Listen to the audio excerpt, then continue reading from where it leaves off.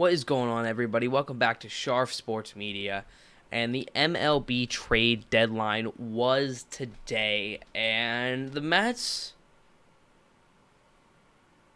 it's got that kind of feeling to it. Because I think some Mets fans are a little overreacting, saying you failed the trade deadline. You didn't get anything you needed. Fire Billy Epler, blah, blah, blah. Now, did we have a great trade deadline? No, we did not. But was it the worst trade deadline? No, it was not.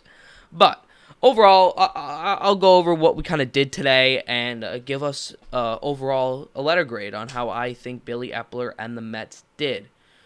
Start off, you got Darin from the San Francisco Giants.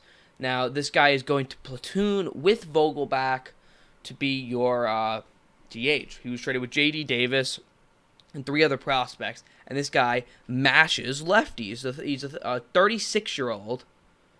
I think he's got 2 more years of control, but very bad versus righties, right on right. He's hitting 191, but that's not what you're here to listen to. You want to hear his lefty stats, where he's hitting 252 average, 364 on base, 523 slugging for an 886 OPS. This guy mashes lefties. In his career, he has an above 900 OPS when it comes to lefties. And I think it's kind of an underrated signing. I think if you wanted a full DH, full-time DH, it didn't look like. The only one on the market really was JD Martinez, and he didn't get sold. The Red Sox kept him, and I don't think they had an intention of selling him unless somebody came in and blew them away. And the Mets were not going to do that. They already said they're not going to deal their top prospects. So, would I wanted like a Mancini? Yeah, but he was dealt a couple days ago. So I don't think I think this is a solid alternative. I think he mashes righties. I think you're just going to go straight platoon now. But I don't mind that. I love what Vogelbach brings, so I don't mind this. The trade overall, you give up J.D. Davis 3 prospects. Was it a little much? Yeah, it was, especially with 2 of the prospects, or 2 of the more unknown prospects having really good months for the past, or was it July? Yeah, really good Julys for the Mets. One was like the best pitcher for the Mets organization in July, but. So for some people saying, oh, we got fleeced.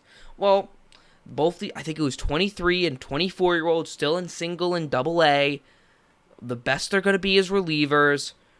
Calm down. Did we give up a little much? Like, if you had to determine value, who won, it'd probably be, it is the Giants. But overall, it's not that big a deal. These guys, I don't think are going to come to bite you really. That if they do, there'll be a decent reliever. I don't think they're going to be anything more than that. But you get your guy. You get your guy that you want platooning with Vogelbach. So I don't mind the deal. I think he's a nice addition.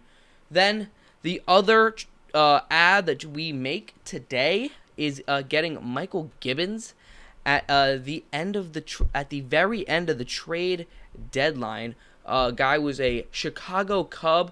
32 years old right now, sitting at a 2.66 ERA, 51 Ks with a 1.25 whip. And I like this move. I think he's a solid reliever. He is a righty reliever, but can pitch to both righties and lefties.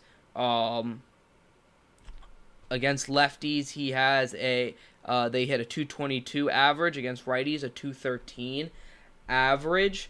Both of them don't really he pitches well against both. It doesn't necessarily mean one versus the other. I think he does a little better versus righties, but could still pitch very well to lefties. Is probably going to be in that back end like a setup guy with like an Ottavino.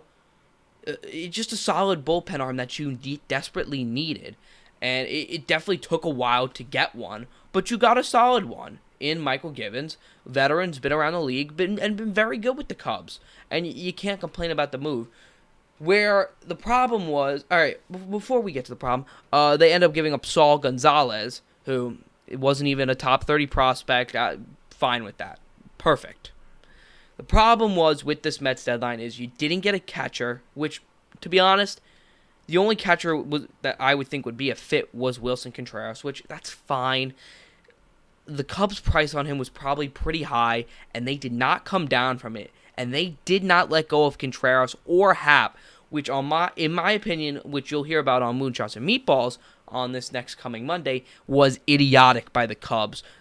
Wilson Contreras is probably gonna walk in free agency. All you're gonna get is a compensation pick. This was Happ's career year, probably. You had to sell, and they just didn't come down from their price, and it's gonna cost them. It really was, because they could have gotten a couple nice pieces from the Mets. Were they going to get one of our top prospects? No, but they could have got a couple mid-tier prospects if they wanted to trade him, and that's probably going to be better than the compensation pick. But you don't get Contreras. It sucks, but okay. Problem was you didn't get a second reliever. You needed a lefty reliever. That's the problem. You knew that was the biggest need. It wasn't a righty. You could use another reliever, but you needed a lefty. Joely Rodriguez is your only real lefty, if you also count David Peterson, but a late inning lefty reliever, you didn't have any, and there were two options, both on the Detroit Tigers. In Gregory Soto, who's probably a little more expensive, but Andrew Chafin. And you couldn't get it done. Probably the biggest need, which is very unfortunate for the Mets, that now, and I know they're getting help coming in, Peterson probably will move back to the pen in about a week or two. You're getting Trevor May hopefully tomorrow. So you're getting reinforcements in this pen. Hopefully we'll talk about this, the game that happened today and Degrom a little bit after my reactions to this. And those guys that pitched in relief, like a Lopez and a Nagosic, hopefully are not going to be here much longer. But you didn't get the lefty, so it definitely hurts that you're probably your number one position of need you didn't get. You filled the rest of them, but you missed. If you got a Chafin, I'd probably give this a letter grade. I'd give it a B or a B plus, because you didn't get any studs, but you didn't give up anything big, and you filled your needs pretty solidly. And overall, even talking about Vogelbach and Naquin, solid additions. With Vogelbach, Naquin, Ruff, and Givens. And if you added Chafin, that's a solid haul. It kind of looks similar with the bats what the Braves did last year, just getting bodies. See, one's got to hit at least decently, and just platooning them very nicely. One will work with whatever they hit best. Vogelbach with the righties, Ruff with the lefties. Same with Naquin with the righties. Maybe switching off with Canna or just coming in when he needs to. So I like what we did from that side. It was probably too expensive to go get Martinez, but you needed the lefty relief pitcher. You really did. So ultimately, that brings the grade down significantly to like a C-. I don't think it could be. You could, if you had a D, I wouldn't blame you. I don't think it's an F, just because you did get a relief pitcher. You did fill the DH spot pretty nicely. So one question I do have is, what is going to happen with Dom Smith now? He's on the IL. He's going to come back. What do you do with him? Do you just keep him in AAA and then trade him in the winter meetings or in the off season? Like, I'm confused about what happens with Dom Smith, but otherwise, it wasn't an F, but it was an underwhelming trade deadline, because your biggest need you didn't get, as I keep saying. But the disappointment didn't stop there, because the Mets end up losing to the Nationals today in the second game of the series. But I think the big picture here is Jacob Degrom is back. Jacob DeGoat is back. And he, to be honest, he looked like he didn't really miss a step. Was he as dominant as we've ever seen him? No. But his slider was locating for the first time. First of all, it's his first time pitching in over a year, and he hit 102 with his fastball. His slider was locating. His changeup was good. He went 5 innings and only gave up 1 run. It was gave up the single and then a double, a stolen base got him to second, and then a hard hit double. But only really 2 hard hits against DeGrom. 5 innings, first time back. He said he was going to be nervous, and it was kind of weird to what to expect. I expect him to go maybe to the 6th, because he didn't go as long as I thought he would. They only let him go to how many pitches was it? I think it was 59. He goes 5 innings, 6 Ks, 3 hits. I thought they'd let him go to like 75 pitches, 6 innings, but they cut him at the 5th.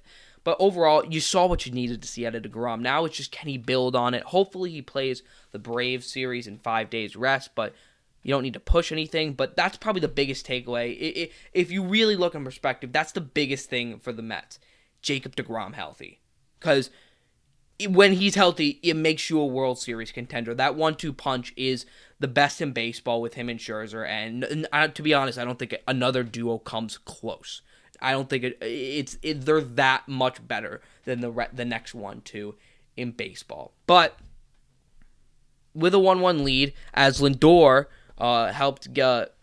really help DeGrom so he doesn't get the loss as he hits a home run, and Lindor continues to be hot, and he should be talked about more. As we said before, he has been a stud lately. Had the 3-run home run last game against Cishek after he got drilled in the face.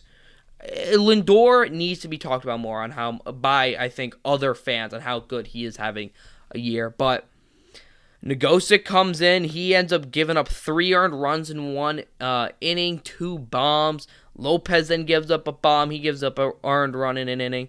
Tommy Hunter ends up pitching a nice inning, though. He gets 2 Ks and no earned runs. But here's what I'll say. The hitting needed to be better. Against the guy I had played Corey Abbott, who hasn't really played. I think this was his first or second start. Really, I think it was his first career start. Had a couple relief outings. You gotta put some runs. I know we've had a 7-game win streak and we've been hitting, so I'm not gonna look too much into it. But this guy, you gotta hit. But I'm also not putting too much into Nogosek and Lopez because they're not gonna be here. These are guys that are fill-ins, B-tier kind of relievers that you kind of throw in when you can. They're not going to be in big inning situations. They're not even going to be in the bullpen once May and Mychal Givens get here. Those are your 2 replacements right there.